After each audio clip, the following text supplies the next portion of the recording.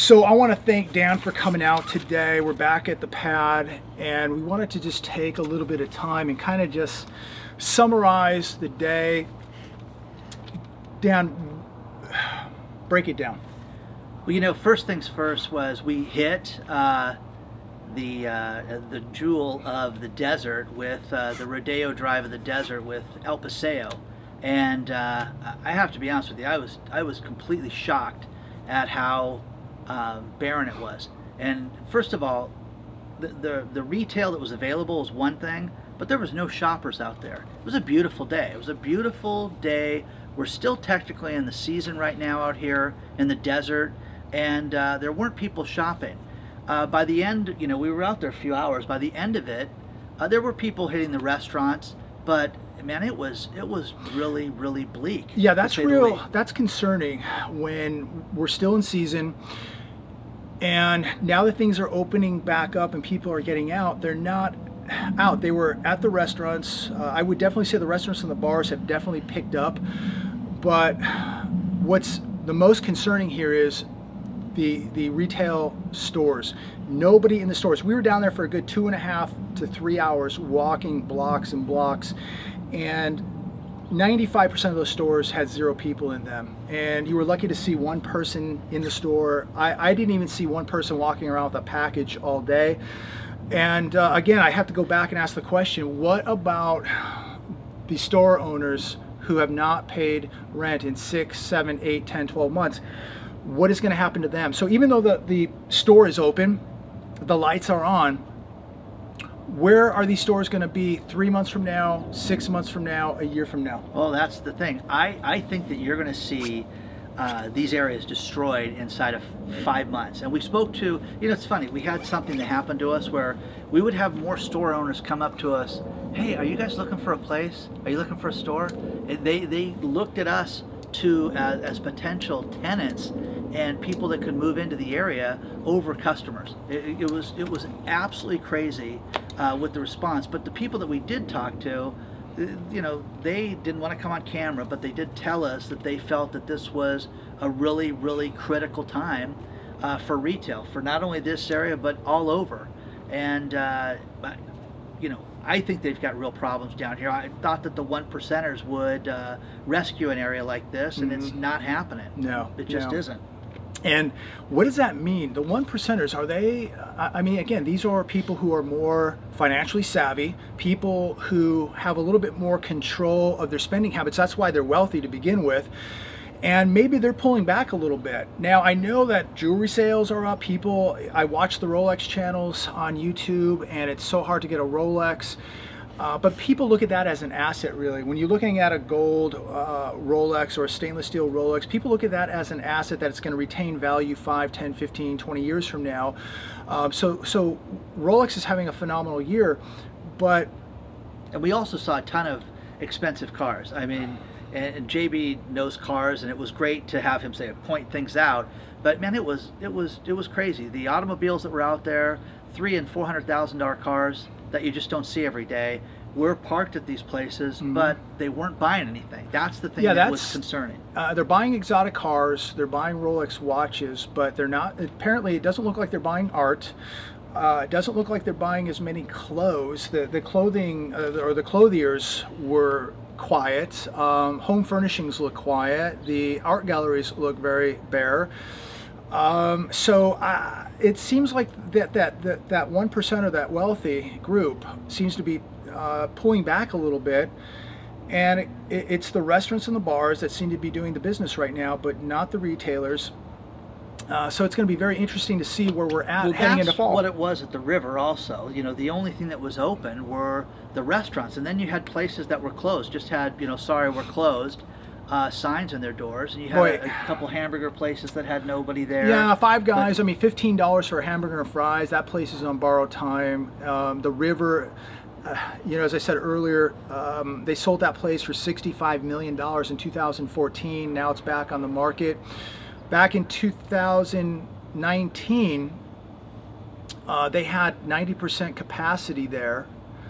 When it went up for sale, they claimed it was 89% full, and you're only looking at 10-11% vacancies. You know what's crazy was you wanted to show me this place, and we're driving up to it, and as we pull in, you see stores that appear to be open, and there's things in the windows. I'm like, why are we going here?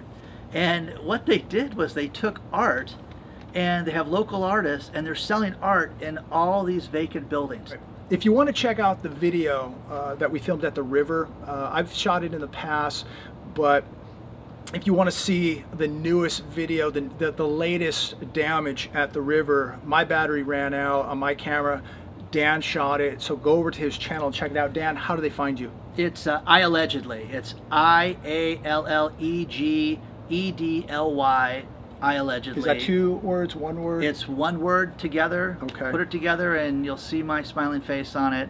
I cover everything from finance, marketing, stimulus, finance, things like that. So check that out, and I think you're going to be horrified to see this beautiful trophy property, one of the most beautiful outdoor shopping areas in Southern California.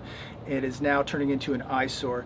And I just want to go over a quick batch of articles to end this video. Manhattan retail rents continue to slide as recovery narrative falls apart. And I talked about this earlier today, but again, we're talking Manhattan, again, wealthy shopping area, just like El Paseo, Palm Desert, the river in Rancho Mirage, these wealthier type shopping areas, you know, maybe even Fashion Island, Newport Beach. Last time I was there, we were beginning to see vacancies there. I'm not sure what's going on there now, but we're seeing, even in Vegas, when I was out there, these wealthier shopping areas have really slowed down. Well, nobody's traveling there. They don't have the people that are spending the money like they used to. The retail is, I've heard it's as high as over 30% there too, in vacancies. Yes. And real problems. But again, they're not paying the bills, and they're not paying the lease payments on the buildings. I mean, I've heard tragic figures that there's,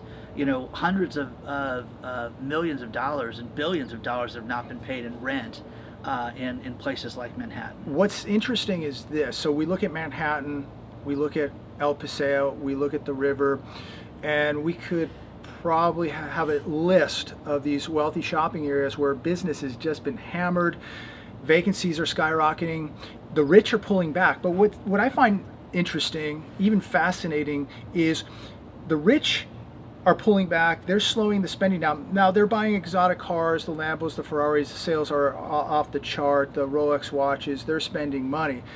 But are they cutting back right now? Are they cutting back? Because I think they are. I think that no, they are. After a, you know, I thought I was going to see these high-end stores busy and packed, and the dress shops and the tchotchke shops that were closed. They just didn't have people in there with bags buying anything. In certain areas they're cutting back. In retail, no doubt about it.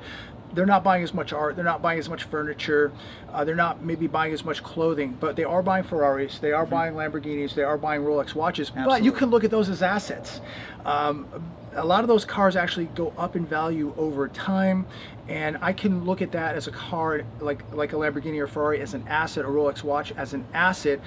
But we have the masses, though, and this is where it gets interesting. We have the masses taking money that they're getting from stimulus or from unemployment, deciding not to pay rent, maybe to go into forbearance. But where do they go? They're going to Best Buy, they're going to Walmart, they're going to Target, they're going to Kohl's, they're going out to the bars and restaurants, and they are blowing money. The wealthy people are showing control, but again, that's why they're wealthy, where the majority of Americans, the consumers, the masses, cannot control their spending. And this is why so many Americans have a negative net worth, why so many Americans are broke, why we have 12 million Americans unable to pay rent or not paying rent, and we have 3 million people in forbearance. These people cannot stop consuming. And so this is the difference between the 1% and the 90 some odd percent. One group can show patience, control, and are much more savvy when it comes to finances, whereas the masses run out of control. The minute the money comes in, it's spent. You know, one thing that I want to, you know, let your audience know about is that I started following you a year and a half ago, and from when I started following you, I really changed my spending, my savings, how I prepared for the future. And then, the pandemic hit, and I changed it even more. I think that, after talking to you today, I'm not nearly prepared. I'm really not. I'm not prepared with food. I'm not prepared with savings. I'm not prepared with silver, and with just being prepared for security and everything else that we need after our conversation today. So, you guys, there's no time like the present to start, to get ready for this. But what if these are the good times? My channel is all about finance, getting people ahead, getting grants, getting information, and I've got a slew of that stuff. But what if these are the good times right now? Are you prepared for that? We definitely haven't hit the bad times yet. This is the second inning. We got a long way to go. And I think we're going to know a lot more probably this fall, maybe fall to winter. We're going to start seeing the blowback. But who's going to be open by then? This is the thing. There's going to be all these changes that are going to happen, and summer, I think it's going to be bleak out there personally, right. In my opinion. But I just think, are people ready for this? And I don't think they are. I think they need to get ready for it. First off, people have got to admit there's a problem going on here, that something's not right. You cannot continue to just support an economy with monopoly money. You cannot produce money out of thin air and just inject it into people's bank accounts and believe that this economy is going to continue to limp along. This is only benefiting the 1%, ladies and gentlemen. And look at the trillions of dollars that have been injected into the economy, into the stock market. Is your life better today than it was 5 or 10 years ago? That's the question. Is it better than it was 20 years ago? And can you honestly sit here today and go, yeah, I think it's going to be better next year than it is right now? Yeah. There's no way. There's no way. With the debts, the deficits, the massive money printing, the massive inflation that's coming to America, this is 110% unsustainable. Things are going to be way more expensive a year from now. Your dollar is going to not buy what it buys today a year from now. It is not going to stretch. And how many people that have a job today are going to have a job next year? Yeah. Article here today, U.S. household income surged by 21.1% in March. We talked about this earlier, but I just wanted to go over it again with Dan while we had a few minutes. I mean, if the average dumbed down Kool-Aid drinking... It goes to another thing. Is we had another story about there's a surge in savings right now too. Again, if you're not paying your bill, if I give you free money and you go out and spend it, and you decide not to pay rent, right? And you don't pay rent, and all of a sudden you take $100 from this pocket and put it in this pocket. It's not savings. It's you're cutting something out. Yeah. Wow, the government is giving you money, and they're acting like we saw this surge, this record in March of household income. Well, I guess if you want to count government subsidies as income, then go right ahead. A record 34% of all household income in the U.S. now comes from, guess who? The government. That's on the Hedge today. But if you excluded the $8 trillion in handouts over the last year, where would we be? Yeah, where would we be? I think that. I think it needs to stop, personally. I think it needs to end. Let's look at the March savings rates. They were at 27.6%. February savings rates at 13.6%. Just take a look at what those stimmies did. I mean the stimulus and people putting money in a bank. And again, that I guarantee that they're talking about that the money had a 6-week sugar high. Yeah. And that's going to end quickly. It's going to end at the end of May. There's going to be another problem, and people are going to demand another stimulus check. That's what I'm getting on my channel, is that people are requesting that. And it's, I don't know how they can do this. And again, each time they do these stimulus checks, folks, it takes longer to get it approved. And it takes, this one was fairly quick to get it sent out, but there were a lot of people that were upset about how slow it was. So, unemployment benefits and welfare checks. We saw in February we had already spent $4.1 trillion in these benefits, unemployment, welfare, etc.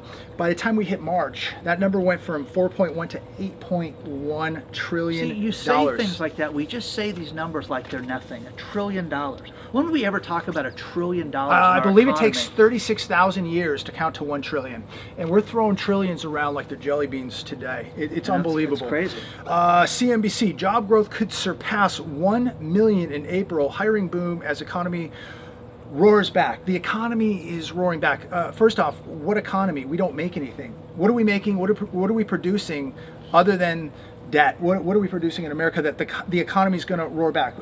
Coffee bistros?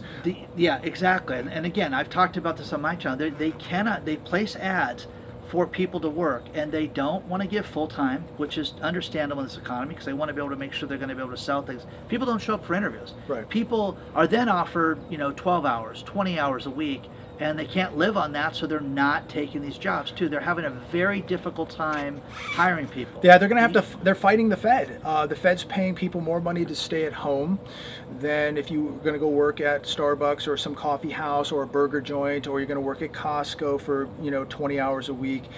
So it's hard to compete against the government now, who's going to pay you more money to sit at home. So that means that some of these employers are going to have to pay more money for Johnny to come in and make a coffee or to flip burgers.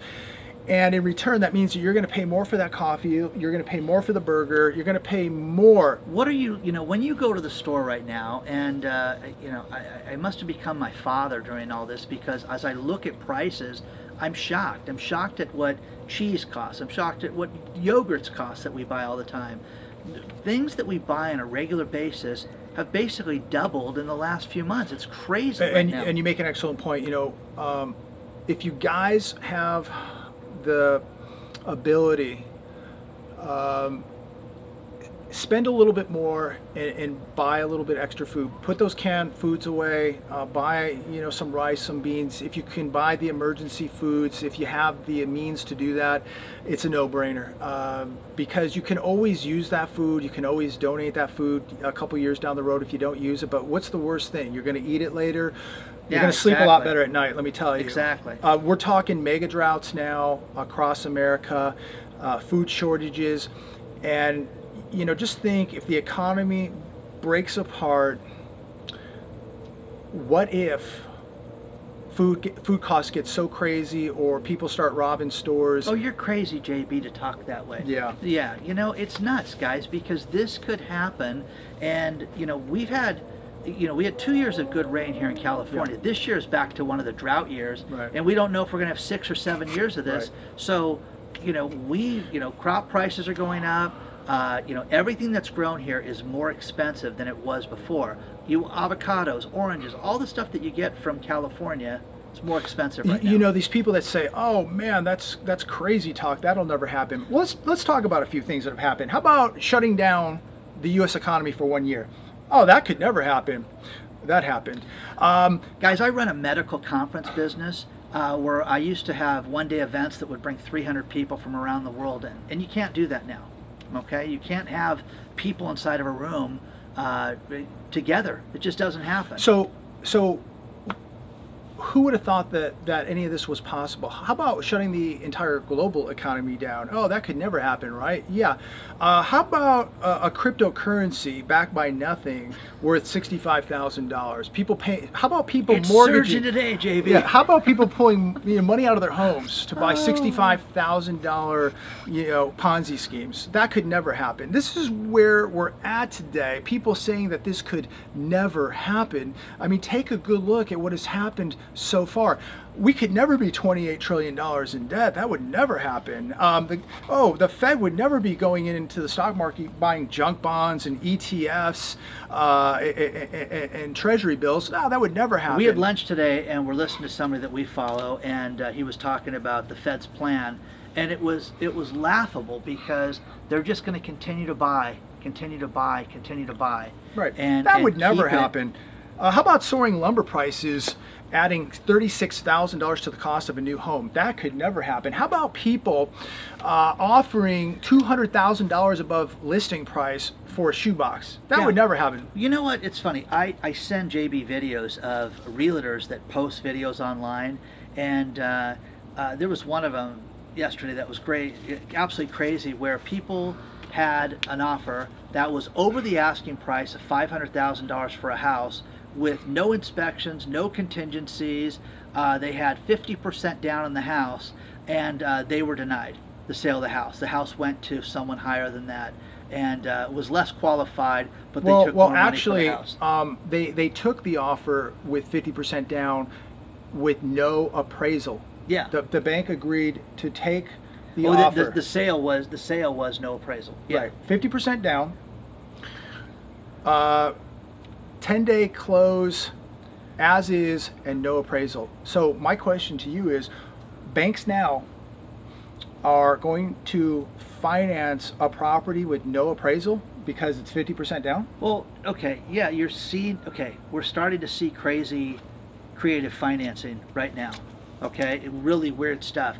Bank of America right now has a grant program, and you know, they can get you $17,500 to buy a house. Now, before you get too excited, it's for an FHA loan. You can have $7,500 for closing costs. You can have $10,000. That is a grant to help you purchase a house. But guys, this is at the all-time top of the market to buy a house, and it's crazy because you hear things like that story we just talked about, and you know, who's got the money to do this? They're not taking that 3% down person. So you can buy a house now with a 500 FICO.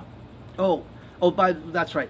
It's you have to have a 580 FICO to get the 3% down. It's 500, and Bank of America will finance you with 10% down. At 500. 500 FICO. Now that is serious delinquencies. That's serious problem. You can still get a house with a 480. Oh, absolutely. What are they requiring? 20? No. They can. It would go incrementally up. But again, if things can be explained, they're going to lend you this money. They're gonna get very, very creative. So you could be somewhere in the 400 range. You could be in the low 500s, and there's a very good chance that you could get a house. And now maybe without even an appraisal. This is how crazy we're right back where we started back in 05, 06, except this bubble has gotten so much bigger. And now, I mean, the bubble, I mean, the price of these homes has surpassed what we saw in 05, 06. And these offers going $100,000, $200,000 over, it's staggering what we're seeing take place. And yet people believe this is normal and that this is not a bubble.